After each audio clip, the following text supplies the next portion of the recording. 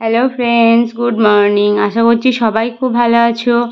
আর আমরা বেশ ভালো আছি। আর আজকে কিন্তু সকাল সকাল এখন বাজে হচ্ছে সকাল 5:30টার মতো। তো সকালবেলায় আমরা বেরিয়ে পড়ছি আমি, আমার ছেলে আর আমার বর তিনজনে মিলে যাচ্ছি কোথায় বলো তো? আমাদের এখানে গঙ্গায় স্নান করতে। মানে গঙ্গা স্নান করার কারণ একটাই, আমাদের এখানে পুজো আছে, বাবা ধর্মরাজের পুজো হয়।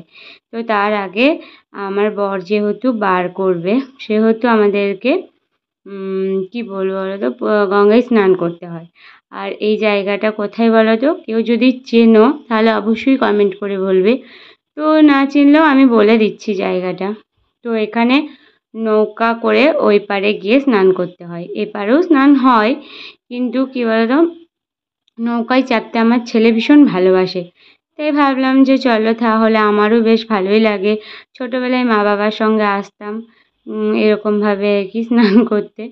আর এখন এসছি বরের সাথে। তো স্নান করতে যাব, সেই জন্যে ওই পার যাচ্ছি। তো এটা হচ্ছে কাটোয়া। তো কাটোয়ায় আমাদের বাড়ি থেকে খুবই কাছে নয়, ঠিক 1-1.5 ঘন্টা বাইকে যেতে লাগে।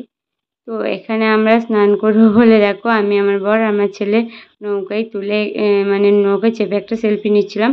তো দেখো স্নান হয়ে গেছে। আর স্নান করার পরে সিঁদুর পরছিলাম। তো সিঁদুর পরছিলাম, আয়না দেখবো কি করে, আয়না তো নিয়ে আসিনি। তাই ভাবলাম ক্যামেরাটা তোমাদের সাথে শেয়ার করা হবে আর আমার সিঁদুরটাও পরা হবে। আর স্নান হয়ে গেছে, আর এখানে দাঁড়িয়েছিলাম, আমার বর স্নান করছে, সেই জন্যে অপেক্ষা করছিলাম ওর জন্য।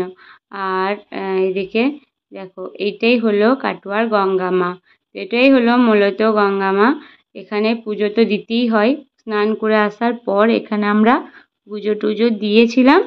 তারপরে খাওয়া দাওয়া করেছিলাম। খাওয়া দাওয়া বলতে একটু চপ মুড়ি কিনেছিলাম, এখানেই পাওয়া যাচ্ছিলো দোকানে। তো সেই চপ মুড়ি মিষ্টি খেয়েছিলাম। তো দেখো আমরা স্নান করে চপ মুড়ি খেয়ে, ছেলে, আমি আর আমার বর তিনজনে মিলে রেডি হয়ে চললাম হচ্ছে বাড়ির উদ্দেশ্যে। তো আমি কিন্তু অল্প অল্প ক্লিপস পুজোর তোমাদের সাথে শেয়ার করছি। তো এটা হলো আমাদের পুজোর দিন, যেদিন পুজো হয়েছে সেদিন দুপুরবেলা। এরকমভাবে আমাদের বাড়ির সামনে যে কালী মন্দিরটা আছে, দেখতেই পাচ্ছ মন্দিরটার সামনেই। তো সেখানে এই যে সব ভক্তেরা মিলে, এখানে ভাড়াল বলে এটাকে, ভাড়াল মাথায় যেটাকে নিয়ে রয়েছে সেটাকে ভাড়াল বলে।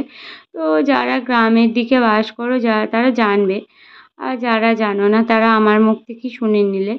যে এখানে আমার বরও কিন্তু আছে, কিন্তু এখানে আমি তোমাদেরকে কিভাবে বোঝাই যে আমার বর কোনটা, মানে ওই সাইড করে আছে তো তাই দেখা যাচ্ছে না।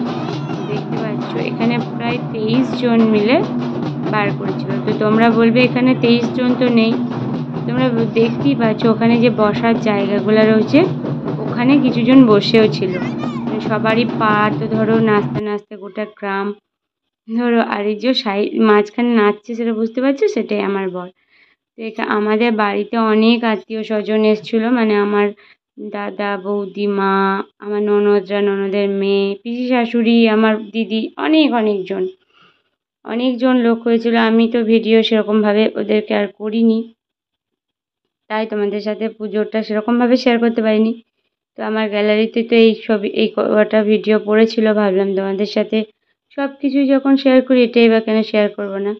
আর এটা হলো আমার ননদের মেয়ের ছেলে, মানে আমার সম্পর্কের নাতি হচ্ছে। আমার ছেলে হচ্ছে ওর মামা। আর আমার ননদের মেয়ে আর আমি কিন্তু খুব অল্প দিনেরই ছোট বড়। খুব তাড়াতাড়ি একসাথে প্রায় বিয়ে হয়েছে, বাচ্চাও নেওয়া হয়েছে।